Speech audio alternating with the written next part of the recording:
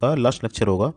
तो इस लेक्चर में हम कवर करेंगे कुछ इंपॉर्टेंट टॉपिक्स जो कि होने वाले हैं difference between ductility and malleability, resilience, toughness, elastic recovery, hardness और AKTU के प्रीवियस ईयर क्वेश्चंस।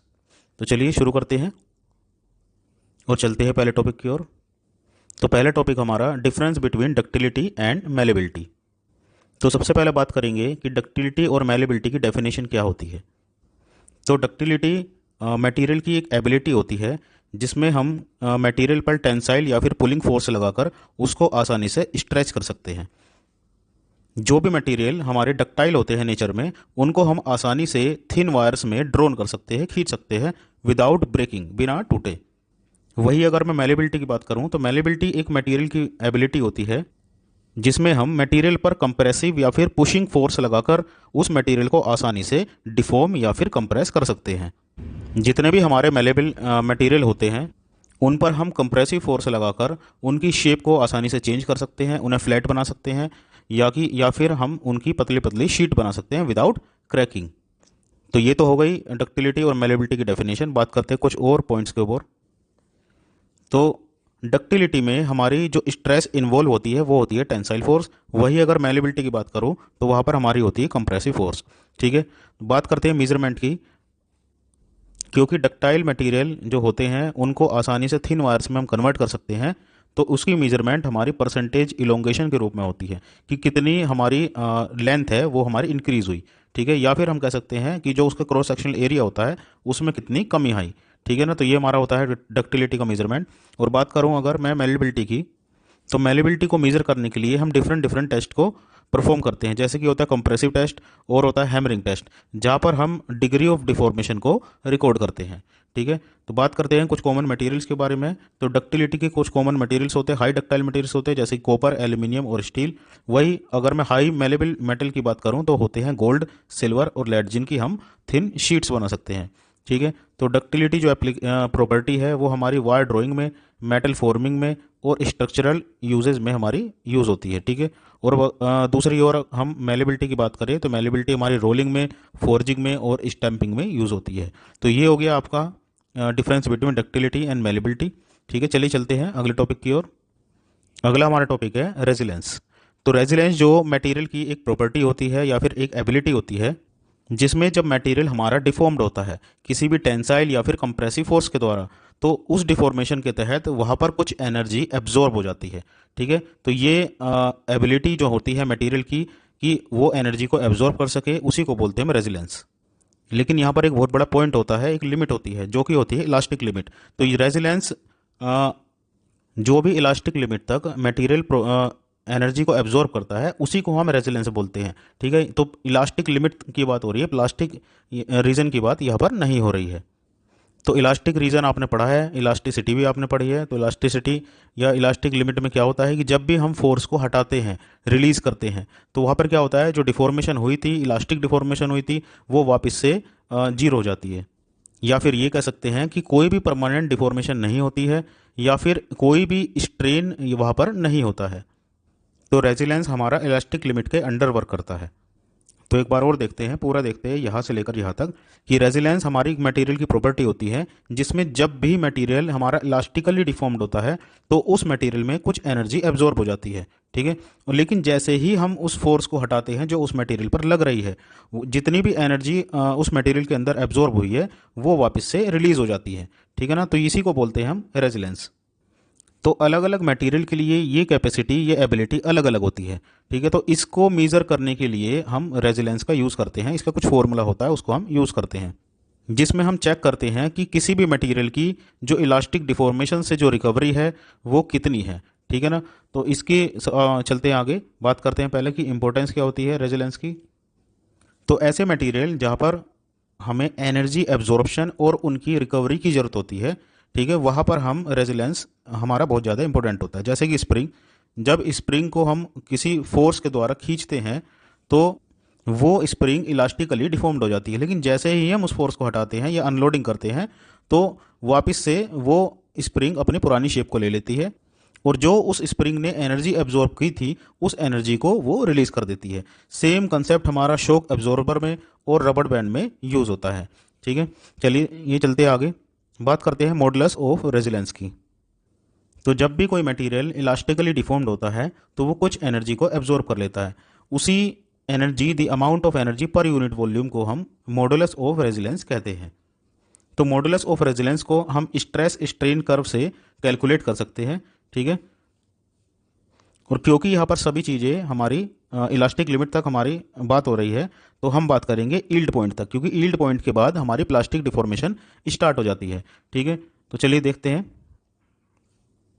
यहाँ पर मैंने स्टेनलेस स्टील का एसएस कर्व बनाया है। ठीक है, तो इसमें आपको जैसे दिख रहा होगा कि इस पॉइंट तक क्या है, इलास्टिक लिमिट है। ठीक है, तो इलास्टिक लिमिट पर कौन वर्क करता है, ये होता है यील्ड स्ट्रेस या फिर यील्ड स्ट्रेंथ। उसके बाद हमारी प्लास्टिक डिफॉर्मेशन स्टार्ट हो जाती है। तो इलास्टिक लिमिट तक हम बात करेंगे मॉडुलस ऑफ रेजिलेंस की। ठीक है, तो जैसे कि आपने अभी मैंने बताया कि एसएस कर्व से हम इसको कैलकुलेट कर सकते हैं, और इसको हम कैलकुलेट करते हैं अप टू इलास्टिक लिमिट। ठीक है, तो जैसे कि मैंने अभी बताया था कि एरिया अंडर द कर्व, तो कर्व इलास्टिक लिमिट तक जितना भी हमारा एरिया होगा वही हमारा मॉडुलस ऑफ रेजिलेंस होगा। ठीक है, तो ये आपको फिगर में दिख रहा होगा कि ये जो आपका शेडेड वाला जो एरिया है वो हमारा मॉडुलस ऑफ रेजिलेंस के इक्वल है। ठीक है, तो यहाँ पर हमारे दो पॉइंट है, एक हमारा स्ट्रेस का और एक हमारा स्ट्रेन का। ठीक है, तो स्ट्रेस का हमारा पॉइंट जो है वो है सिग्मा वाई, जो कि होता है यील्ड स्ट्रेंथ, और स्ट्रेन को हम इलास्टिक लिमिट तक स्मॉल ई से मान लेंगे। ठीक है, तो क्योंकि ये ट्राइंगल बन रहा है तो ट्राइंगल का एरिया कितना होता है, half into base into height. ठीक है, तो यहाँ पर बेस है हमारा ई और हाइट हमारा सिग्मा वाई, तो यू आर जो कि है मॉडुलस ऑफ रेजिलेंस वो हो जाएगा half into sigma Y into E के। ठीक है, चलिए अब आगे चलते हैं। तो आपने पढ़ा होगा हुक्स लॉ। हुक्स लॉ में क्या होता है, स्ट्रेन इज इक्वल टू होता है सिग्मा वाई अपॉन ई या फिर स्ट्रेस अपॉन यंग मॉडुलस के। तो यहाँ पर हमने स्मॉल ई की वैल्यू, स्ट्रेन की वैल्यू हमने equation of modulus of resilience में रख दी है। ठीक है, तो यहाँ पर हमारी हो जाएगी U R is equal to half sigma Y into sigma Y upon E. तो यहाँ पर एक फॉर्मूला बनेगा U R is equal to sigma Y square upon two ई।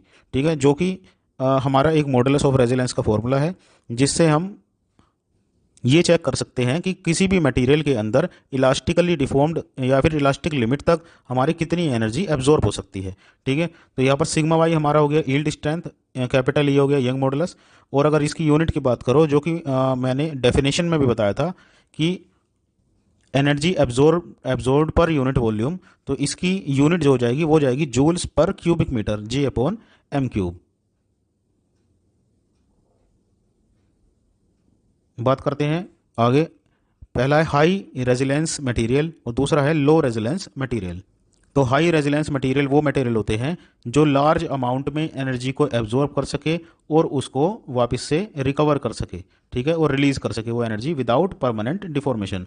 तो इसमें जो एग्जांपल होंगे वो होंगे रबर, स्प्रिंग और स्टील। वही अगर लो रेजिलेंस मटेरियल की बात करूं तो ये वो मटेरियल होते हैं जो थोड़ी सी एनर्जी ही एब्जॉर्ब करते हैं अप टू इलास्टिक लिमिट। ठीक है, तो ये मटेरियल ज़्यादातर कौन से होते हैं, ब्रिटल होते हैं। तो इसके एग्जाम्पल होंगे कास्ट आयरन और जितने भी हमारे सेरेमिक्स होते हैं। ठीक है, तो ये हो गया हमारा रेजिलेंस का पूरा टॉपिक। चलिए चलते हैं अगले टॉपिक की ओर। अगला टॉपिक हमारा टफनेस। तो टफनेस भी हमारी रेजिलेंस की तरह एक मटेरियल की एबिलिटी होती है, लेकिन सिर्फ इसमें इतना डिफरेंस होता है कि रेजिलेंस हमारी इलास्टिक लिमिट तक वर्क करती है, लेकिन टफनेस हमारी फ्रैक्चर तक लिमिट करती है। तो फ्रैक्चर होने से पहले हमारे दो रीजन आते हैं। पहला रीजन आता है इलास्टिक रीजन और दूसरा रीजन आता है प्लास्टिक रीजन। तो दोनों रीजन के अंडर एसएस कर्व में जितनी भी एनर्जी हमारी एब्जॉर्ब होगी उसको हम कैलकुलेट कर सकते हैं। ठीक है, तो चलिए एक बार पढ़ते हैं। Toughness is the ability of material, ये मटेरियल की एबिलिटी है to absorb energy and resist fracture through both elastic and plastic deformation. तो इलास्टिक और प्लास्टिक डिफॉर्मेशन में मटेरियल की एनर्जी एब्जॉर्ब करने की जो एबिलिटी होती है और फ्रैक्चर को रेसिस्ट करने की, रोकने की जो एबिलिटी होती है, उसी को हम टफनेस कहते हैं। It represent the total energy a material can absorb before failure. तो फेल होने से पहले, फ्रैक्चर होने से पहले कोई भी मटेरियल जितनी एनर्जी को एब्जॉर्ब कर लेता है या कर सकता है, उसी को हम टफनेस कहते हैं। ठीक है, तो जैसे कि मैंने बताया कि toughness is typically measured by area under the entire stress strain curve. तो स्ट्रेस स्ट्रेन कर्व के अंडर जितना भी एरिया होगा, अगर उसको हम कैलकुलेट करेंगे तो वो हमारी टफनेस के इक्वल आएगा। तो जिस मटेरियल में जितना ज़्यादा एरिया होता है एसएस कर्व के अंडर, वो मटेरियल उतना ही ज़्यादा टफ होता है।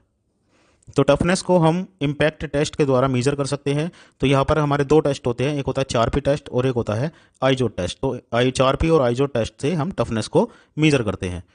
बात करते हैं इसकी यूनिट की। तो क्योंकि टफनेस और रेजिलेंस सेम सेम सी प्रॉपर्टी है, ठीक है, energy absorb per unit volume, तो इसकी यूनिट होगी joules per cubic metre, J upon metre cube.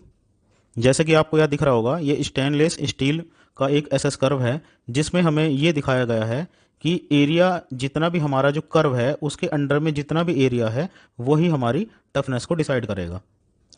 तो जो टफ मटेरियल होते हैं जैसे कि स्टील और एल्यूमिनियम, ये दोनों टफ मटेरियल है, तो फ्रैक्चर या फिर ब्रेक होने से पहले इनमें काफ़ी ज़्यादा प्लास्टिक डिफॉर्मेशन होती है। वही अगर मैं बात करूं ब्रिटल मटेरियल की, जो कि बहुत कम टफ मटेरियल होते हैं, इनकी टफनेस बहुत ज़्यादा कम होती है, जैसे कि हो गए हमारे ग्लास और सेरेमिक्स, ये फ्रैक्चर होने से पहले बहुत कम प्लास्टिकली डिफॉर्म्ड होते हैं। ठीक है, तो ये हो गया हमारा टफनेस का टॉपिक। चलिए चलते हैं अब अगले टॉपिक की ओर। अगला टॉपिक हमारा इलास्टिक रिकवरी। ठीक है, तो आपने रेजिलेंस पढ़ा, आपने टफनेस पढ़ा और आपने इलास्टिसिटी भी हम मैं पहले आपको पढ़ा चुका हूँ। तो इलास्टिक रिकवरी हमारी एक मटेरियल की एबिलिटी होती है जिसमें वो मटेरियल हमारे इलास्टिक लिमिट के अंडर अंडर डिफॉर्म्ड होने के बावजूद भी अपनी ओरिजिनल शेप को वापस से ला सकता है, रिगेन कर सकता है, रिटर्न कर सकता है। तो जब भी कोई मटेरियल हमारा इलास्टिकली डिफॉर्म्ड होता है तो जितनी भी अप्लाइड एनर्जी है वो सारी स्टोर हो जाती है। ठीक है, लेकिन जैसे ही लोड रिमूव होता है वो जितनी भी एनर्जी उसमें स्टोर हुई थी वो उसको वापस से रिलीज कर देता है विदाउट परमानेंट डिफॉर्मेशन। तो इसी को हम बोलते हैं इलास्टिक रिकवरी। तो रबर में सबसे ज़्यादा इलास्टिक रिकवरी होती है क्योंकि जो रबर में इलास्टिक डिफॉर्मेशन होती है वो बाकी मटेरियल के कंपैरिजन में सबसे ज़्यादा होती है, इसलिए ये एक हाई इलास्टिक रिकवरी वाला मटेरियल होता है। तो चलते हैं अब अगले टॉपिक की ओर। अगला टॉपिक है हमारा हार्डनेस। तो हार्डनेस हमारी मटेरियल की एक एबिलिटी है जिसमें मटेरियल की जो सरफेस होती है उस पे होने वाले छोटे छोटे डिफॉर्मेशन, छोटे छोटे स्क्रैच और इंडेंटेशन या फिर गड्ढे को ये रोकती है या रेसिस्ट करती है। तो हार्डनेस एक क्रूशियल प्रॉपर्टी है मटेरियल इंजीनियरिंग में जिसमें कोई भी मटेरियल मैकेनिकल स्ट्रेस, वियर और कोई भी एनवायरमेंटल कंडीशन पर किस तरीके से बिहेव करता है। तो मान लीजिए आपने दो मटेरियल लिए, एक लिया वुड और दूसरा लिया स्टील। ठीक है, तो यहाँ पर एक आपने पिन ली और पिन से आपने एक फोर्स लगाई, ठीक है, इंडेंटेशन करा, तो वुड में क्या होगा, वुड में एक छोटा सा गड्ढा हो जाएगा, लेकिन स्टील में क्या होगा, स्टील में गड्ढा नहीं होगा। ठीक है, या फिर बहुत मामूली सा होगा जो कि आपको आसानी से दिखेगा भी नहीं। या फिर हम कह सकते हैं कि स्टील में इंडेंटेशन और स्क्रैच करने के लिए हमें वुड से ज़्यादा फोर्स लगानी पड़ेगी। ठीक है, तो क्या हुआ, स्टील ज़्यादा हार्ड हुआ और वुड कम हार्ड हुआ, तो वुड की हार्डनेस कम हुई और स्टील की हार्डनेस ज़्यादा हो गई। तो इस हार्डनेस को हम टेस्ट करने के लिए हम डिफरेंट डिफरेंट टास्क परफॉर्म करते हैं, टेस्ट परफॉर्म करते हैं। तो पहला है हमारा मोस हार्डनेस टेस्ट। तो इस टेस्ट में एक हम हार्डर मटेरियल लेते हैं और एक सॉफ्टर मटेरियल लेते हैं और आपस में इनको स्क्रैच कराते हैं। ठीक है, तो जिस मटेरियल पे स्क्रैच आसानी से आ जाएंगे उसकी हार्डनेस कम होगी और बाकी जो दूसरा मटेरियल था उसकी हार्डनेस ज़्यादा होगी। तो इस तरीके से हम मोस्ट हार्डनेस टेस्ट को परफॉर्म करते हैं। तो इसलिए ये टेस्ट जो होता है बहुत ज़्यादा क्विक और इजी होता है, आसान होता है, लेकिन यहाँ पर बहुत सारी कमियाँ हमें दिख जाती है। हम यहाँ पर एक्यूरेट हार्डनेस हम किसी की भी नहीं बता सकते हैं, बस यहाँ पर हमें कंपैरिजन परफॉर्म कर सकते हैं। तो हमारी अर्थ पर मिलने वाला सबसे सॉफ्टेस्ट मटेरियल, ये सबसे कम हार्ड मटेरियल जो होता है वो होता है टॉक, जिसको हम 1 रेटिंग देते हैं। वही सबसे हार्ड जो मटेरियल होता है वो होता है हमारा डायमंड, जिसको हम 10 रेटिंग देते हैं। डायमंड तो आपने सब आप लोगों ने सबने सुना ही होगा, लेकिन जो टॉक होता है वो एक अर्थ का एक मिनरल होता है जिसमें मैग्नीशियम, सिलिकॉन, ऑक्सीजन, हाइड्रोजन ये सब मिक्स होते हैं, कंपोज होते हैं। ठीक है, और ये जो टॉक होता है वो हमारा कॉस्मेटिक प्रोडक्ट के लिए भी यूज़ करते हैं। ठीक है, तो ये हमारा हो गया मोस्ट हार्डनेस टेस्ट। चलते हैं आगे। तो एक हमारे जर्मन साइंटिस्ट थे फ्रेडरिक मोस, तो उन्होंने मोस हार्डनेस स्केल को इन्वेंट करा था। तो यहाँ पर हमारे जो हार्डनेस को रेटिंग दी थी वो 1 से लेकर 10 तक थी। 1 मतलब जिसकी सबसे कम हार्डनेस होती है और 10 मतलब जिसकी सबसे ज़्यादा हार्डनेस होती है। तो यहाँ पर हमारे talc, gypsum, calcite, fluorite, apatite, orthoclase, quartz, topaz, corundum और डायमंड इसमें रेटिंग दी थी। ठीक है, तो इन्हीं के बीच में हमारे कुछ मटेरियल या फिर मेटल्स आते हैं जिनको हम मटेरियल इंजीनियरिंग में, मटेरियल साइंस या फिर इंडस्ट्री में यूज़ करते हैं। ठीक है, जैसे कि जो हमारी ड्रिल बिट होती है, ड्रिलिंग मशीन की जो बिट होती है, उसकी हार्डनेस 8.5 होती है, मतलब कोरंडम और टोपाज के बीच में। ठीक है, वही अगर स्टील नेल की बात करो या फिर नाइफ और ग्लास की बात करो तो उनकी लगभग 6.5 5.5 के आसपास होती है। ठीक है, कॉपर कोइन की जो हार्डनेस होती है वो इस स्केल पर 3.5 3.5, और जो हमारी फिंगर नेल होती है, ठीक है, जो नाखून होती है, उसके हमारी हार्डनेस जो होती है 2.5 होती है। तो अगला हमारा टेस्ट है Brinell hardness test. It is one of the oldest and most common method used to test the hardness of the metal. तो ये सबसे पुराना और सबसे ज़्यादा यूज़ होने वाला हमारा हार्डनेस टेस्ट है। ठीक है, जिसको हम वहाँ यूज़ करते हैं, उस सरफेस पर यूज़ करते हैं जो सरफेस हमारी कोर्स या फिर अनइवन होती है, टेढ़ी मेढ़ी सरफेस होती है। ठीक है, तो इस टेस्ट में जो हम इंडेंटर यूज़ करते हैं, इंडेंटर का यहाँ पर मतलब है एक ऐसा पार्ट जिससे हम किसी मटेरियल की सरफेस पर कोई निशान या फिर स्क्रैच बना सकते हैं, कोई गड्ढा बना सकते हैं। ठीक है, तो जो ब्रिनल हार्डनेस टेस्ट में हमारा इंडेंटर यूज़ होता है वो होता है हार्डेंड स्टील और टंगस्टन कार्बाइड का। ठीक है, तो यहाँ पर हम एक इनकी बॉल यूज़ करते हैं जिसकी डायमीटर हमारी 10 मिलीमीटर होती है। तो बात करते हैं इसकी प्रोसेस की कि ब्रिनल हार्डनेस टेस्ट को कैसे परफॉर्म किया जाता है। तो इस टेस्ट में जो हमारा बॉल इंडेंटर होता है, बॉल इंडेंटर पर हम एक लोड अप्लाई करते हैं और उस लोड को हम थोड़े टाइम के लिए वही फिक्स कर देते हैं, फिक्स पीरियड ऑफ टाइम के लिए हम इस लोड को अप्लाई करते हैं, जिससे बॉल इंडेंटर की वजह से एक सर्कुलर इंडेंटेशन बन जाता है, गड्ढा बन जाता है मटेरियल की सरफेस पर, और उसको हम मीज़र कर लेते हैं। ठीक है, अब बात करते हैं मेजरमेंट की। तो जो हमारा इंडेंटेशन बनी थी मटेरियल की जो सरफेस पर, उसकी हम डायमीटर को मेज़र कर लेते हैं। ठीक है, उसी से हम जो ब्रिनल हार्डनेस टेस्ट का जो नंबर होता है BHN, उसको हम कैलकुलेट कर लेते हैं इस फॉर्मूले से। ठीक है, तो फॉर्मूला ये हमारा होता है 2F/πdg। ये कैपिटल डी और एक दो ये दो डी है यहाँ पर, कैपिटल डी और स्मॉल डी। जो कैपिटल डी होता है वो हमारा इंडेंटर की डायमीटर होती है, और स्मॉल डी जो होती है वो हमारी सरफेस पर बनने वाली इंडेंटेशन की डायमीटर होती है।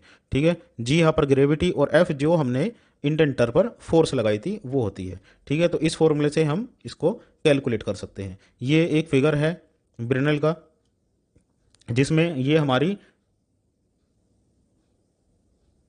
बॉल इंडेंटर है।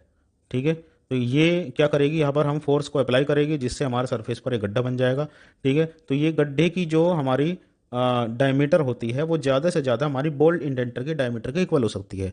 ठीक है, तो लेकिन इतनी नहीं हो पाती है, हमेशा ये स्मॉल डी कैपिटल डी से कम ही रहेगा।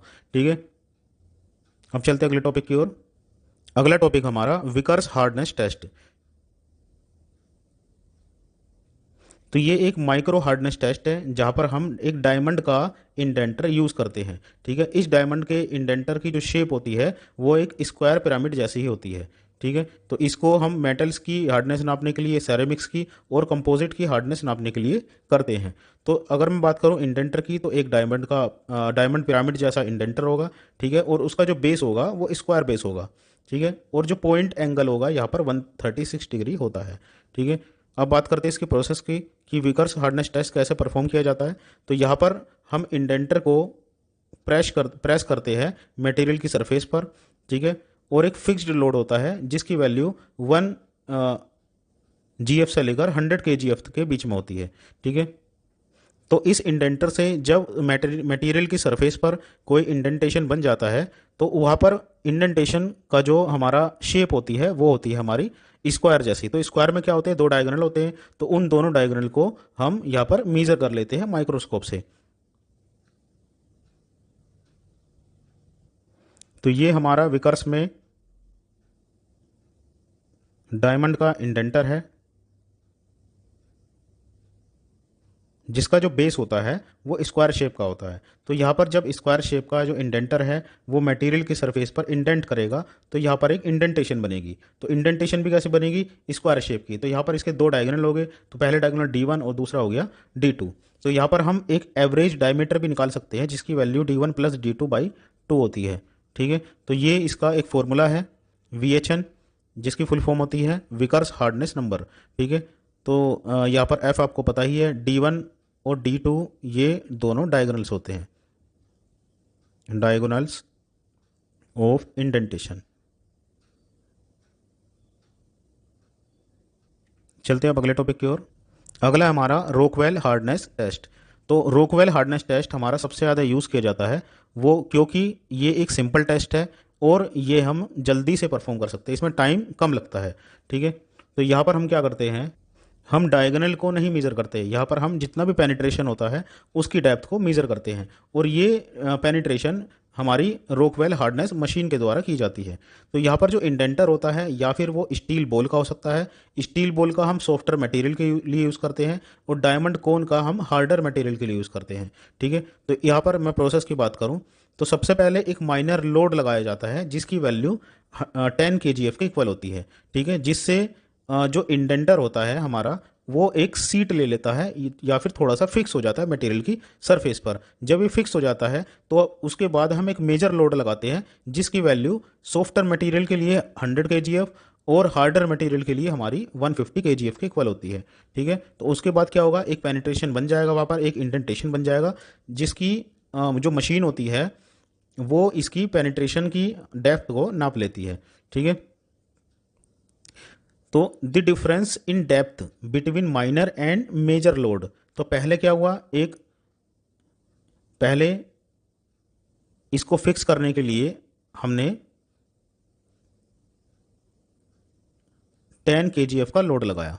ठीक है, जब ये थोड़ा सा फिक्स हो गया यहाँ पर, ठीक है, यहाँ पर थोड़ा सा जो फिक्स हो गया उसके बाद हमने एक मेजर लोड लगाया जिसकी वैल्यू 100 kgf से लेकर 150 kgf के बीच में हो सकती है।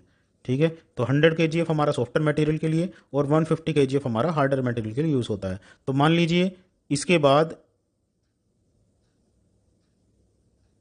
ये बन जाता है इतना।